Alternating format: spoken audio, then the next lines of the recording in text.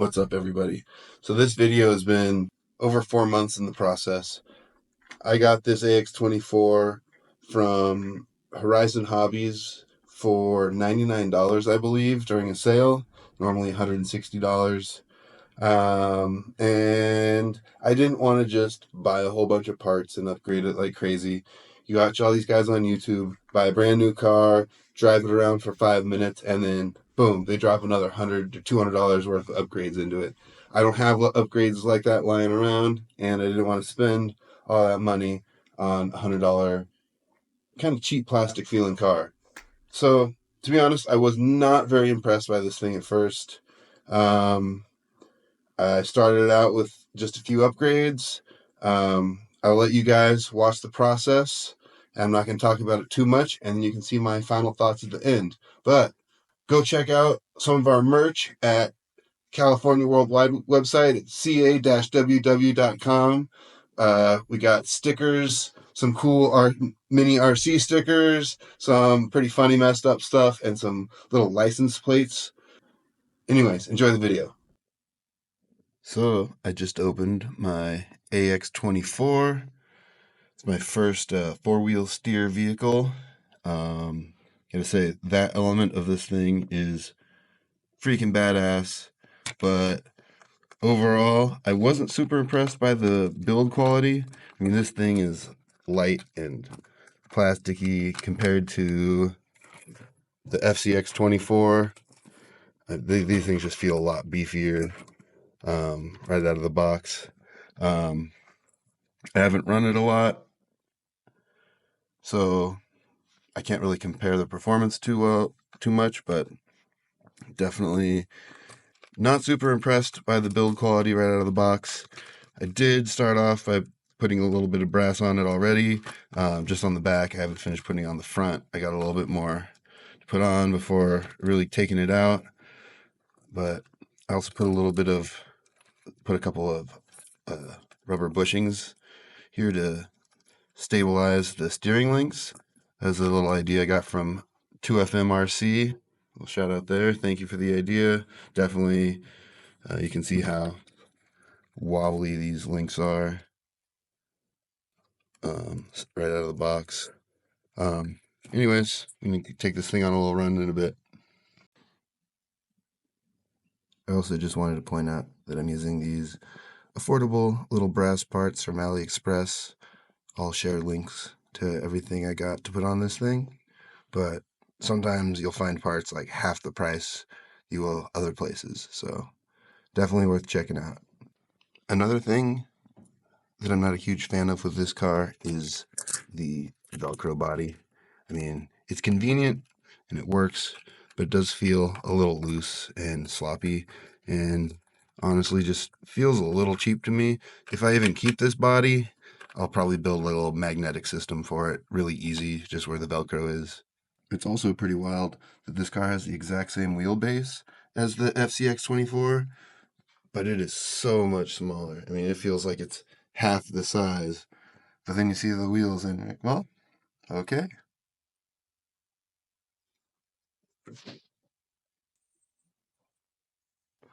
Alright, so I had about 20 minutes to work on this since my wife is fixing to go on a hike pretty soon while her brother's in town from Hong Kong. So I put on the brass weights up here in the back, but I still have the steering knuckles, brass steering knuckles to put on, and a skid plate. So I'm going to do that later because I'm out of time. I mean, there's a ton of stuff I want to do here, but I also, just due to lack of time, I just pulled the springs from the front shocks here, so it just sits lower in the front and kept them in the back, so going uphill it'll hold. All right, see you guys on the hike.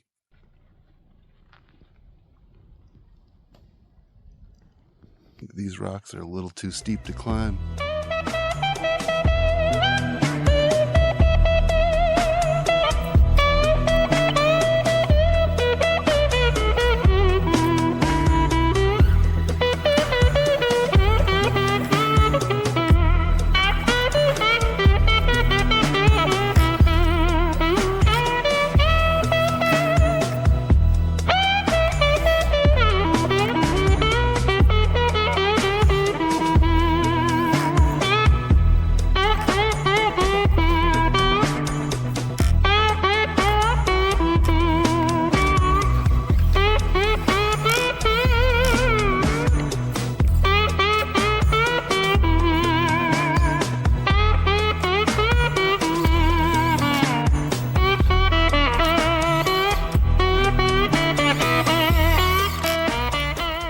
say, with the extra weight of these brass wheels,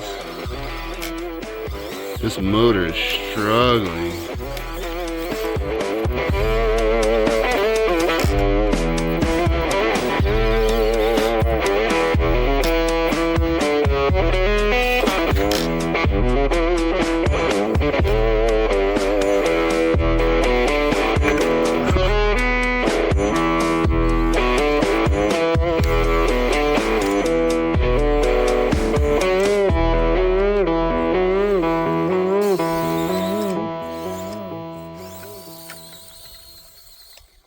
So I wasn't really stoked on this thing out of the box.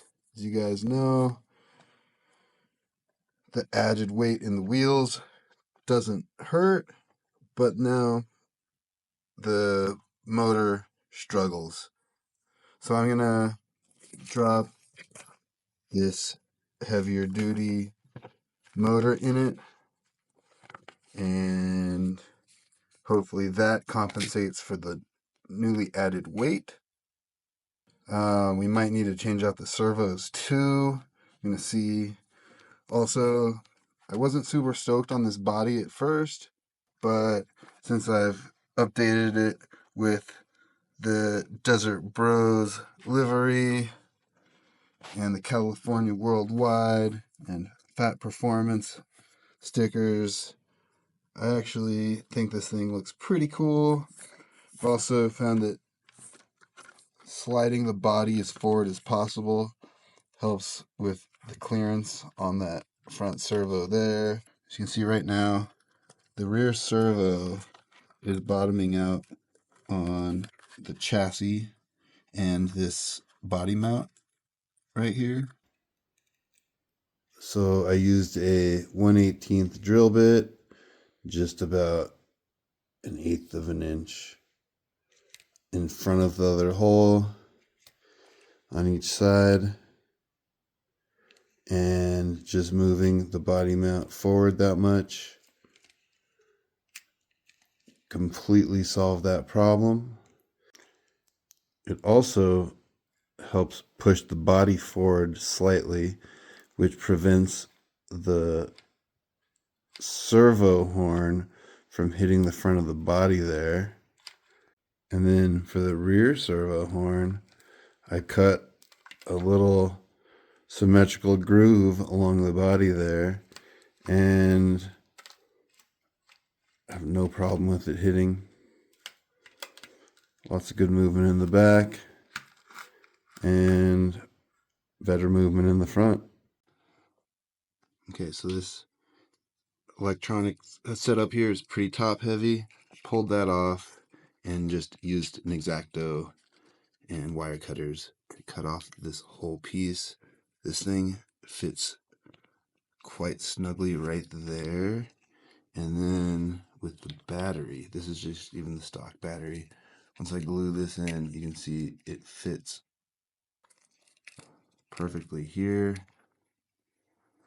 Just kind of holds everything in place. I mean, I'm gonna glue some stuff down, but see that really lowers your center of gravity and moves the battery from being lengthwise through the center all the way forward.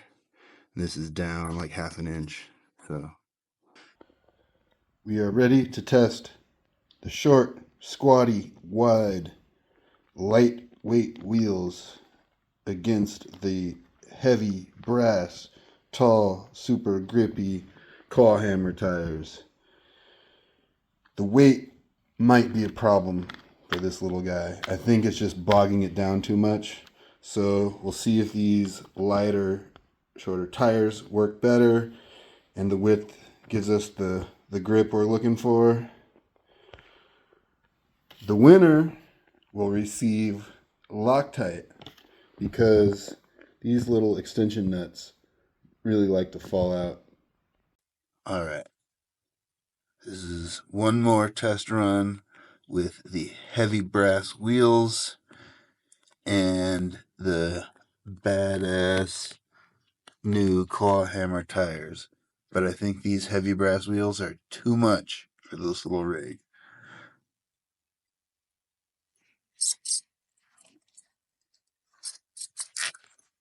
That's a battery dead? What the fuck?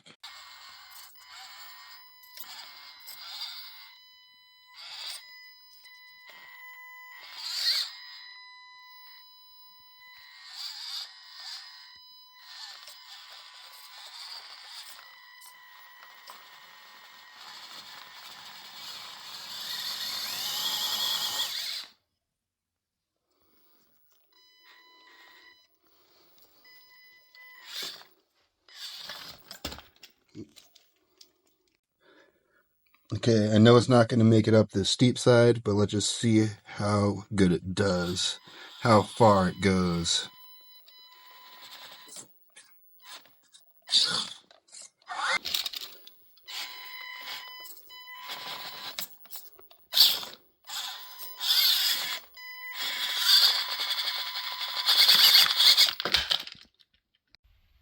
So I'm not going to lie, I like the look of these smaller tires a little bit better on this thing. But let's see how it performs.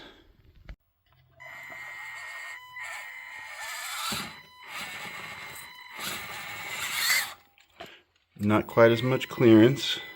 Lost a tiny bit of clearance. But it doesn't feel as bogged down. Look at that, just right over the top.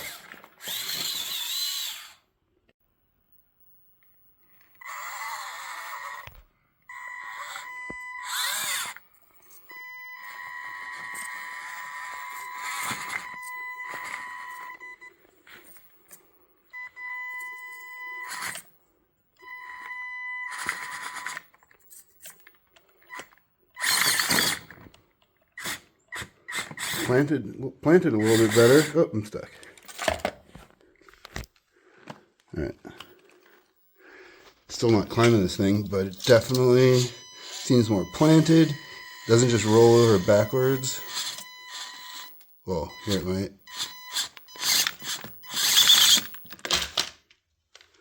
Alright. Alright. I'm going to hit this one more time. Make sure that run wasn't just a fluke. But I think we might have found the sweet spot on weight. Oh yeah. Perfect.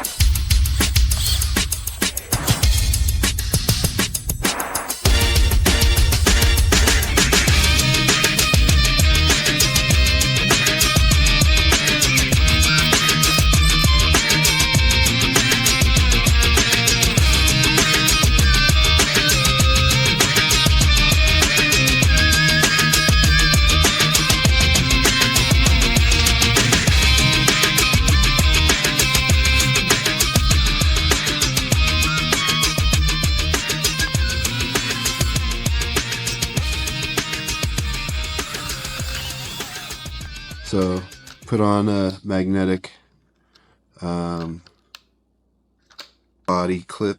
mount here. I left the Velcro in the back because I don't take that off as much, and so that's fine, and it's super easy to do. What I actually did was just taped a little magnet underneath here, underneath this body mount where the Velcro was glued on. Another thing was I got some tiny springs that I put inside the shocks here.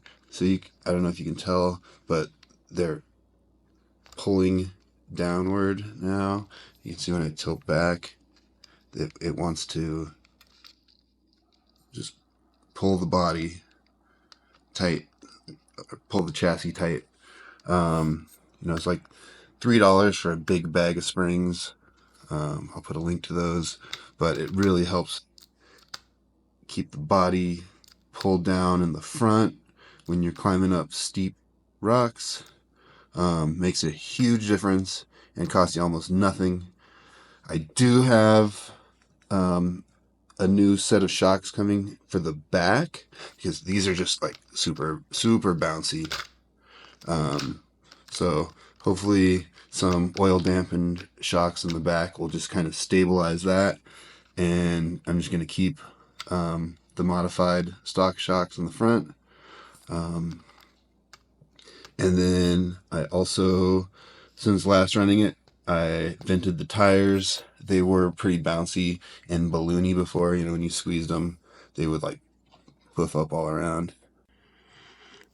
So for venting the tires, I just use some little scissors, and I just want it to kind of bounce back in a second or two. Like this one might need a little bit more. This one definitely needs some more holes in it. So all I do is I stick it in kind of horizontal to the tread pattern and just pop it through, get it, like a few millimeters wide, because it's going to stretch. So you want to get like an actual like slice in there, and then I go back in the other way, and then I give it a little bit of a cut that makes like a T, sort of. That way it actually breathes and doesn't get doesn't seal itself so much. So you can tell it's a little bit better already. But yeah, I'll do that like probably 4 times around the tire. Sometimes more or less, depending. But like this one, I didn't go in sideways, but I'll just get a little slice.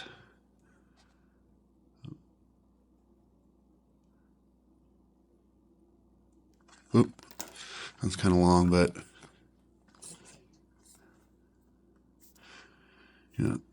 if it's just a slice, it doesn't want to breathe. So you want to get it like a T, like I was saying. So I was talking about these heavy brass wheels that I had on here before. They were 50 grams per wheel with the tire on it. I want to say these were like 10 to 12, like maybe 11 or so. And that weight reduction helped quite a bit, even though I have the stronger motor in here. But then I was kind of looking at high clearance links, and a lot of the reviews I was seeing online, whether it was Amazon or wherever, were kind of bad reviews. I guess the upper links kind of were preventing you're losing flex from the upper links. So people were just using the lower links, and I don't know if it really seemed worth it. But then I found these ramp crab brass links that are kind of narrow. So they had pretty good reviews. They don't I didn't see anyone complaining about losing some flex, so I bought these, and they're brass to add some more weight down low, but this whole package is only 37 grams. So, this whole thing is less than one of these wheels. So, we'll add some nice weight down low, but I don't think it's going to overwhelm it. And more clearance is always good. So, I'm going to throw these on and waiting for the rear shocks in the mail. And I think that might be all I'm going to do to this thing. But I said that a little while ago before I got these, before I ordered the shocks. So we'll see. But I think I'm almost done. All right, so I got the ramp crab brass links on the front. You can see how much clearance they add right up next to your tires to get in there and get that grip and not get hung up. So I'm waiting on my rear shocks in the mail. They just got into the country, so I'm going to keep an eye on the mailbox, and then I will stick the rear links on so I can do that all at once, not take it all apart again. And then we'll get it back out and see how much of a difference it makes. And then hopefully this rig is done. A couple other little things I forgot to mention was I did trim the body a little bit on the front fender when I was running it with the bigger tires, but I didn't really need to do that now that I'm running these smaller tires. Another thing is I've been running these 8mm hex extensions, widens the whole thing up a bit, and really helps with some of my obstacles on the outside course that were built with 18th scale stuff in mind, because this thing was just a little too narrow to make it across the bridge. But also seems to help keep the thing planted and just a better stance overall, keep it from rolling over sideways, it seems.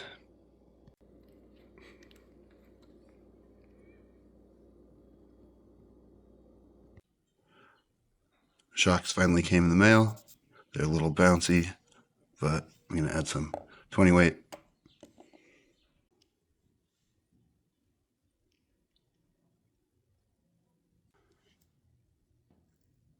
With oil.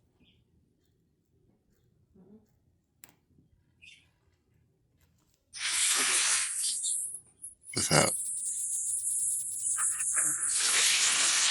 The springs that came on these shocks were very stiff and bouncy, so I used this set of Injora springs for an FCX24. They're quite a bit shorter, but there's a few different tensions to try, and I just tightened down this as far as I could, and it ends up being the perfect length for the spring. And this thinner spring is much better suited for this lighter car. This spring wouldn't even compress from the weight of the car really at all. So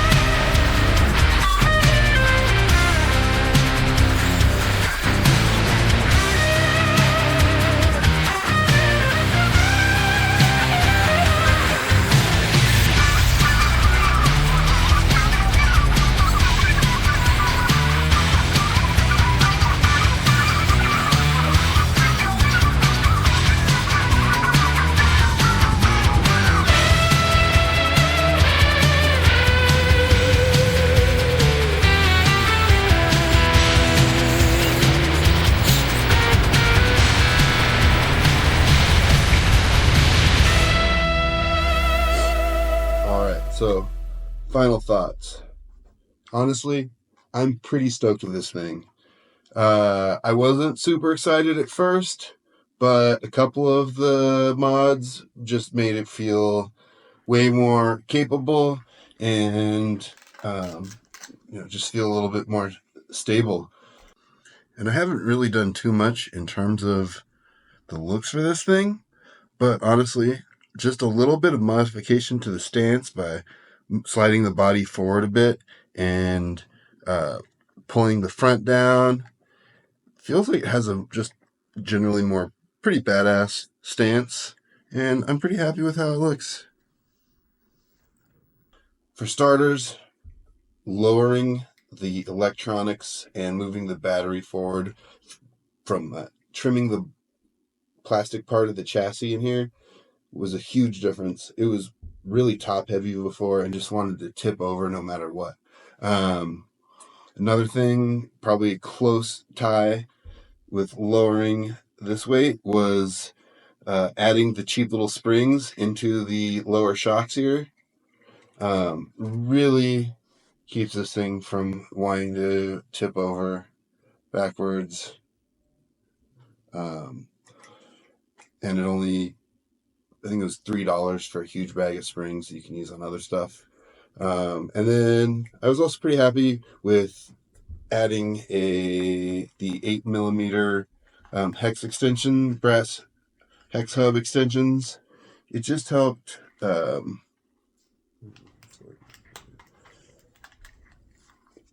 wider wheelbase, makes the thing more stable. Also, having a longer extension there gives you a higher wheel scrub, which I really feel helps the vehicle pull itself and push itself over some steep obstacles. So I think that works out pretty well.